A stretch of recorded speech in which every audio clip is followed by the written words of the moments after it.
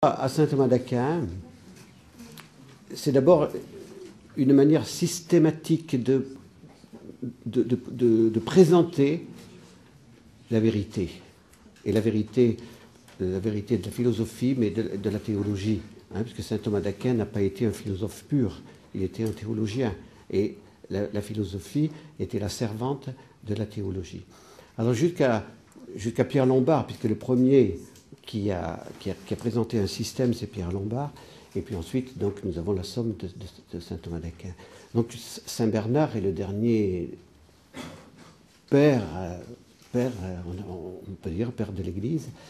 Il présentait la doctrine à travers le commentaire de l'Écriture. Donc il n'avait pas fait un système. Et voilà qu'avec saint Thomas d'Aquin, nous avons donc une présentation systématique qui s'appuie beaucoup sur saint Augustin, parce que justement, on oublie trop qu'il n'y a pas d'opposition entre saint Thomas d'Aquin et saint Augustin. Saint Thomas d'Aquin aime profondément saint Augustin, et pratiquement dans chaque question de la Somme, il cite saint Augustin. Alors ce que l'Église propose toujours, parce que tous les prêtres doivent prendre comme modèle saint Thomas d'Aquin. Il doit être notre modèle à tous. Mais cela ne veut pas dire que nous devons uniquement enseigner la doctrine du système de saint Thomas d'Aquin. On voit que Benoît XVI prend beaucoup de liberté par rapport à saint Thomas d'Aquin.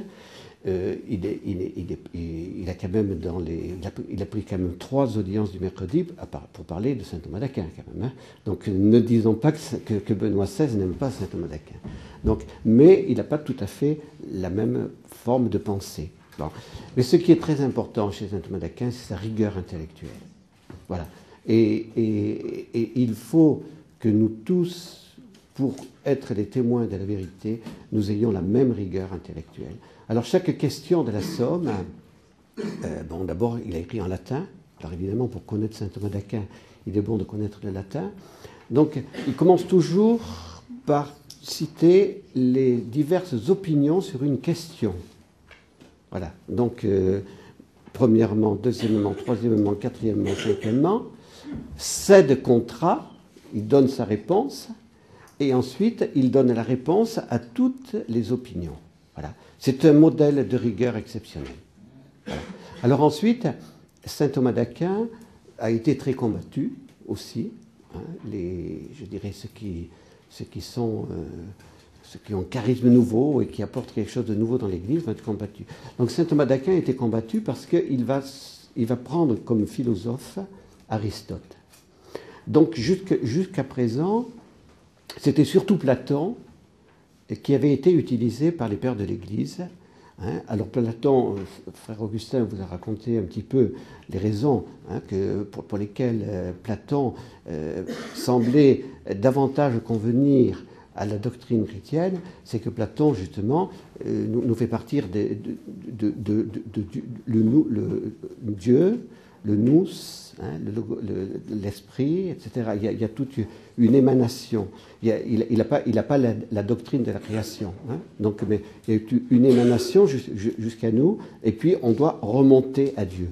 Voilà. Donc les pères de l'Église ont vu dans la philosophie de Platon une possibilité de pouvoir christianiser Platon. Voilà. Et saint Thomas va avoir le génie de se dire qu'Aristote peut aussi être utilisé dans la théologie et donc dans la pensée chrétienne. Voilà. Alors donc, il va faire entrer Aristote, et c'est à cause de ça qu'il va être beaucoup critiqué.